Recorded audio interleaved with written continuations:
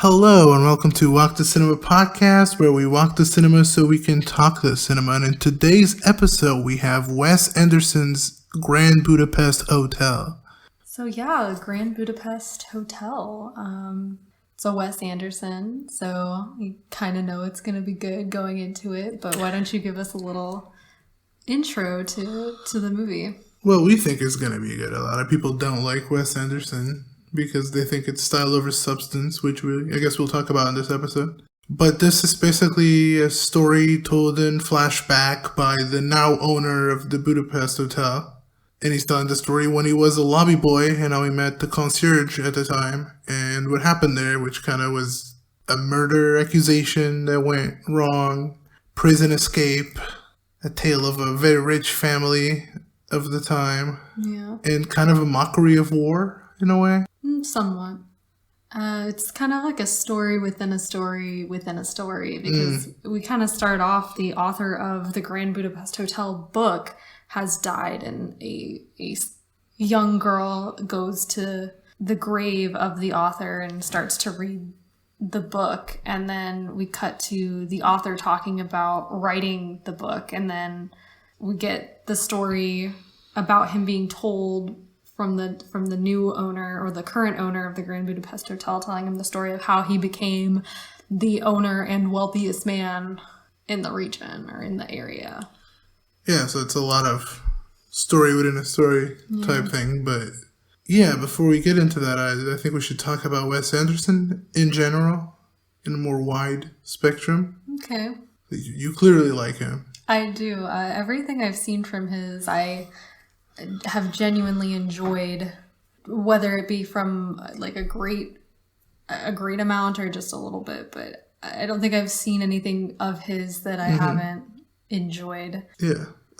This is probably the perfect one to cover because he has everything visually that all the Wes Andersons tend to have, and the colorization and the symmetry and the playing with aspect ratios and the low budget filmmaking where there's a lot of sceneries or just paintings or just small sets. They're not really sets. He like builds little props and makes them look like they're full size. Gotcha. Because he doesn't have that much of a budget for his movies, but it also has the Wes Anderson cast. You even get Bill Murray and Owen Wilson as little cameos, I guess. Yeah, they're very small roles. Even Tilda Swinton is in it for.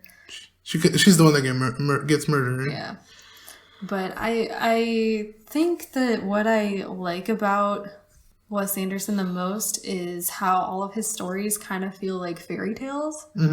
Where even if it's not really a fairy tale subject, like the Grand Budapest Hotel doesn't really deal with anything that would be a traditional fairy tale, right? Like it's not. He makes it feel like one with the use of music and the fast cuts. And I think he does that with pretty much all of the movies that I've seen from him, where he makes it seem kind of magical, I guess, in some type of way. Moonrise Kingdom, I think, is the one that would do that the most, I think. Yeah, you have like Moonrise Kingdom, and then even he's made an actual kind of fairy tale movie out of Fantastic Mr. Fox, like that came from Roald Dahl or whatever his name is, the author of.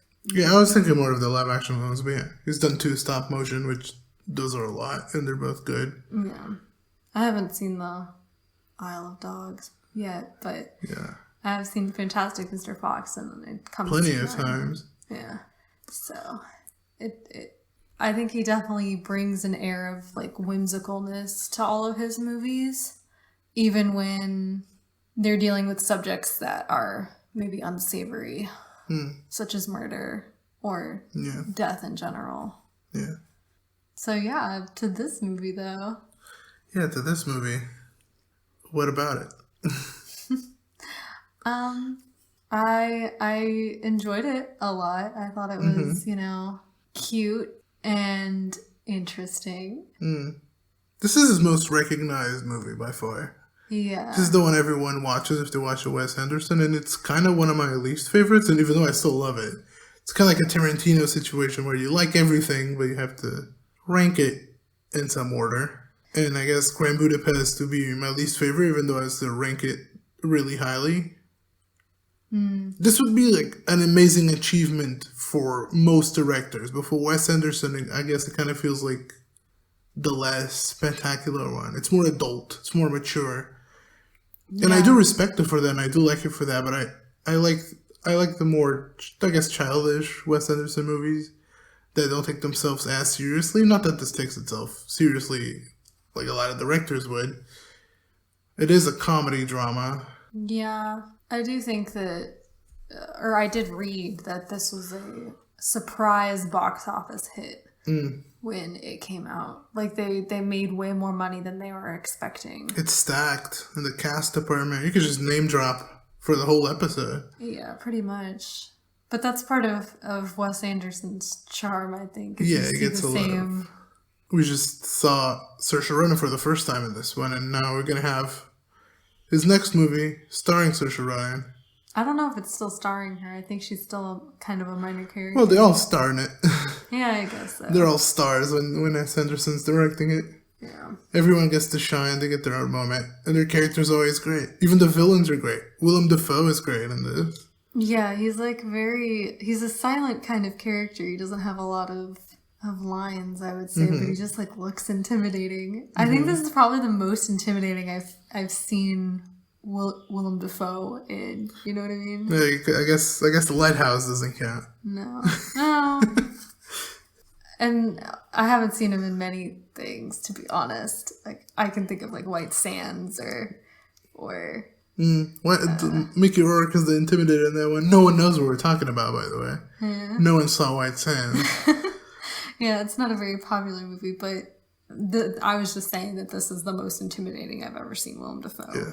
But who would you say is the main character in this? Definitely the concierge. Concierge? Mm-hmm. Right. He's the English patient. He's the English patient and the English patient. I'm pretty sure he's also Lord Voldemort in Harry Potter, so there's that too. You would know. You're a big Harry Potter fan. But yeah, I really enjoyed him in this, and I thought that, he's an interesting type of character where he caters to the inhabitants of the hotel. He definitely has a huge arc in this one. Yeah.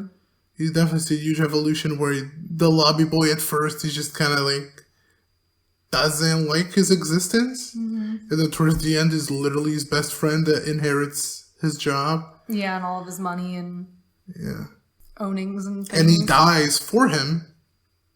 He dies to defend Zero. Yeah, and I think that also is kind of a progression in the movie where, like, you see that he has a lot of close connections with the inhabitants of the hotel as well as the staff, but they're all kind of, like, superficial, I would say.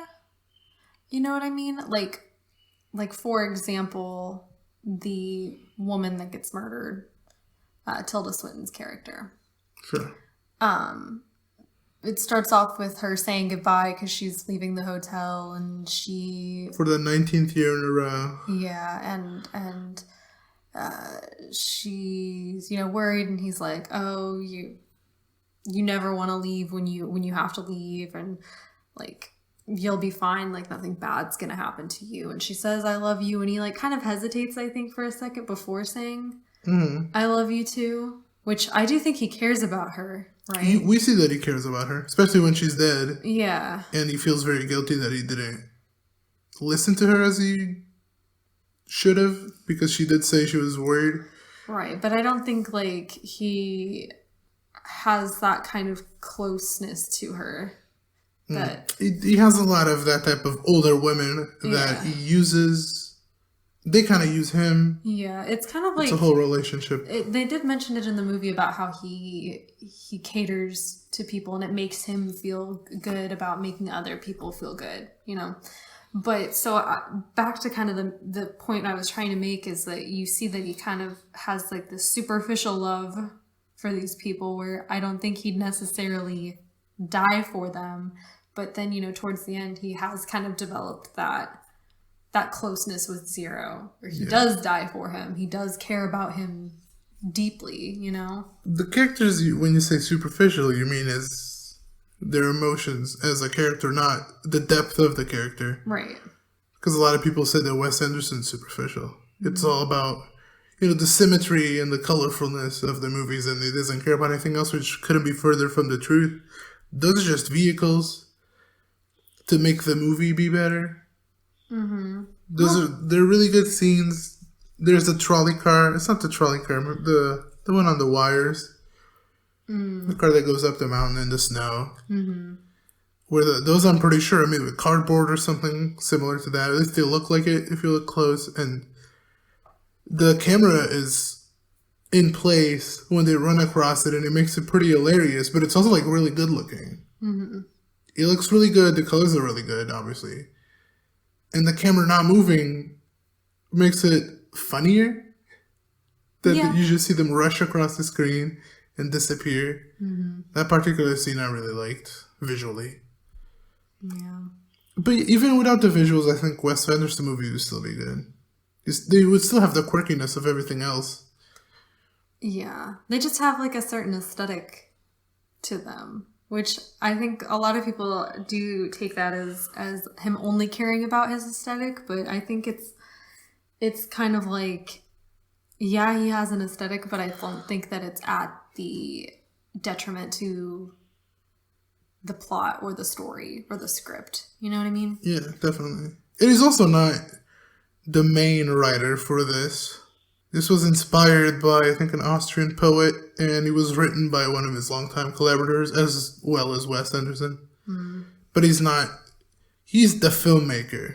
Yeah. He's not really the best screenwriter, but he's good at making films, especially for the budget.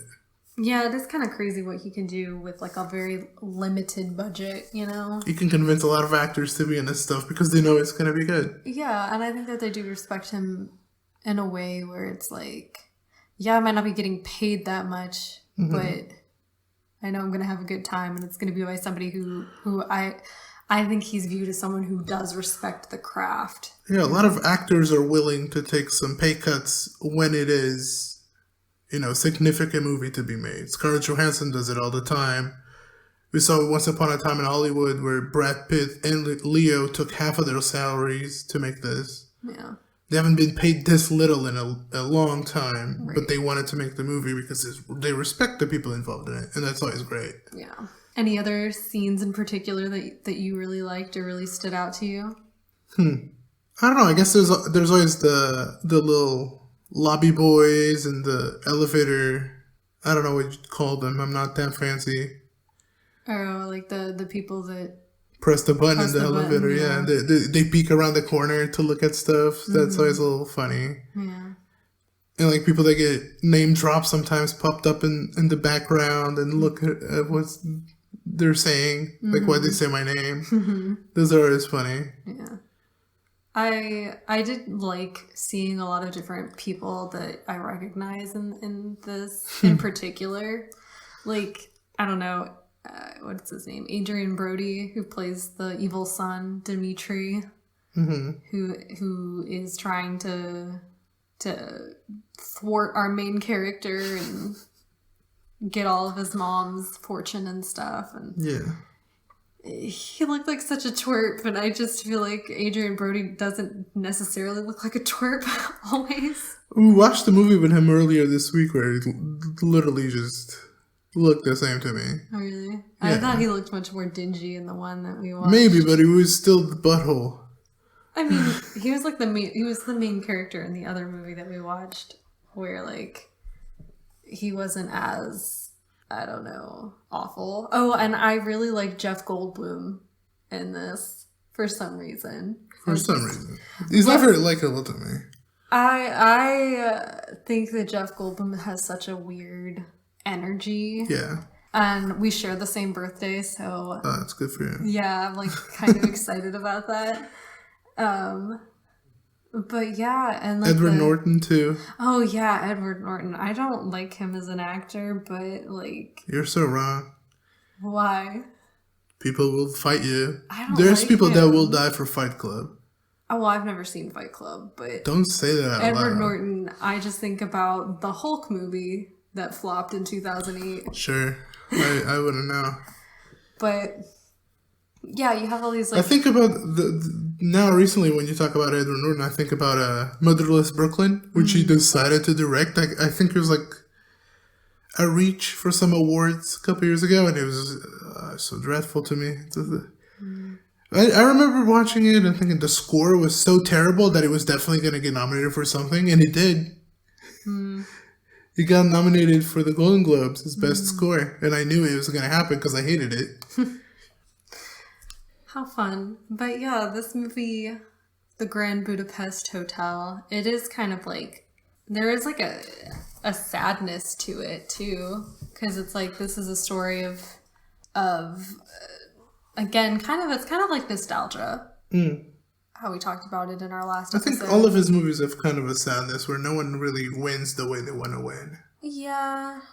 Like, even when you get what you want, it's never exactly as you want it. Yeah, there's always like for example, in this movie, like, I kind of expected them to kill Agatha, Zero's love interest. Yeah, sure. Yeah, sure. But they didn't. But then they're like, oh, but she ended up dying of a disease that can be cured within a few days, like in current times, but back then it was a death sentence, and she died along with their infant son. So it's like, yeah, they didn't die in the story that we're being told about how he became the... Yeah, because that's not the main story. That's another segment of his life, and he doesn't like talking about it anyways. Yeah, but it's just like so heartbreaking in a way. Like, it just, hurts your soul a little, and I can imagine that, like, it stings extra hard that it's something that can be easily cured.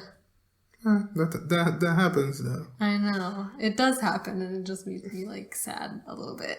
Yeah. But overall, it is a good comedy.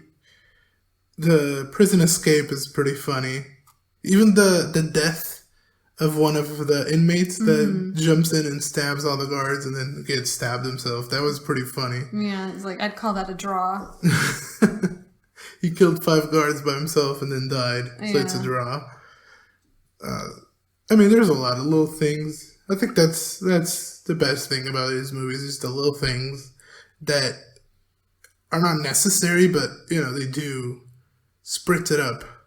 Yeah, they culminate in a way that makes the movie enjoyable to watch, and like there's always like a little bit of comedy sprinkled in throughout the movie. Yeah, so you gave it I gave it an 8.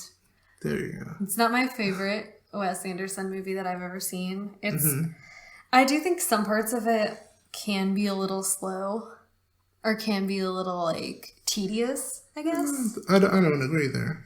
I don't know. That's kind of how I view it. I don't think it's not my favorite. I also gave it an 8.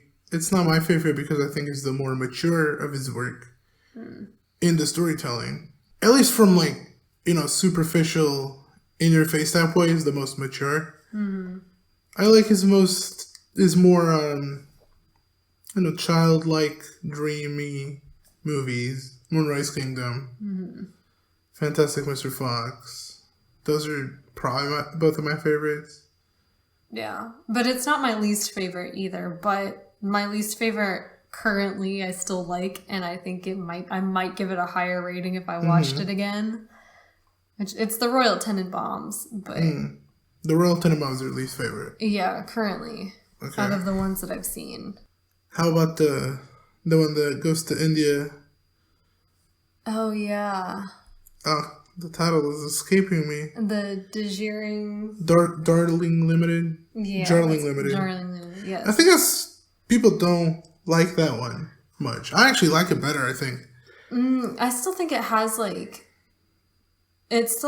fairy tale type. Yeah. Yeah. Because it's with that one, I know this isn't an episode on that movie, but it still has like the themes of an adventure. It's 3 brothers going on an adventure to find their mom. With Adrian Brody. Yeah. And one of the actors that plays, a staff of one of the trains shows up in this too. So you see a lot of the cast. Yeah. being reutilized, but it's fun. It's like the little Wes Anderson universe, where everyone's just playing different characters, and it makes it fun if you're into his stuff, into his work. Yeah, it's definitely he's definitely not for everyone. I can definitely see why people don't like him. Yeah, or like some people. I can't blame him.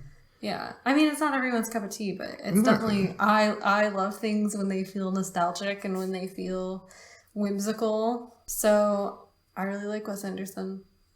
Yeah, that's it. Yeah. And if you really like our podcast, you can like, subscribe, follow, and leave your rating depending on what platform you're on. You can do different things. You know what you can do. And definitely share, because that helps a bunch. And we'll see you next time.